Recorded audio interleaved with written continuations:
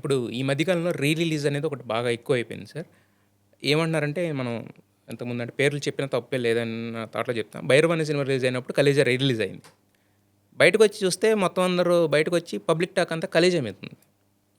So, ఈ re release అనేది నిజంగా ఒక ఫ్రైడే రిలీజ్ అయ్యే సినిమాలకి ఎఫెక్ట్ ఉందా? రీ రిలీజ్ అనేది ఎందుకు జరుగుతుంది? థియేటర్లలో సినిమాలు లేక. అంతే. అంతే. హ్మ్.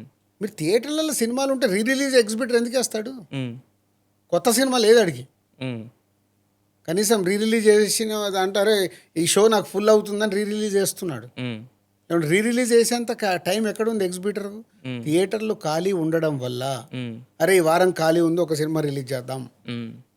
హీరో బర్త్డే వస్తుంది ఖాళీగా ఉంది రిలీజ్ చేద్దాం హ్మ్. అనేది రిలీజ్ అవుతున్నాయి తప్పితే హ్మ్. రీ రిలీజ్కి పెద్ద ఇంపార్టెన్స్ రాదు. హ్మ్. అలాగే ఆడియన్స్ హ్మ్. రీ రిలీజ్కి ఎందుకు వెళ్తున్నారు?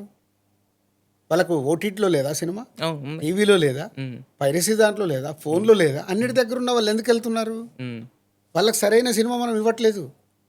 అదే కదా సార్. కొత్త సినిమాలేమో ఓటీటీలో చూస్తున్నారు. ఓటీటీలో ఉన్న సినిమాలేమో థియేటర్స్‌లో చూస్తున్నారు. ఎందుకు అంటే వాళ్ళకి సరి అయిన సినిమా. హ్మ్. నేను ఇందాక చెప్పాను కదా, ఇవన్నీ రీజన్స్ ఇవి. హ్మ్. సరి అయిన కాంటెంట్స్ రావాలి, వాడిని థియేటర్కి తీసుకొచ్చి అన్నీ ప్రొవైడ్ చేయాలి. హ్మ్.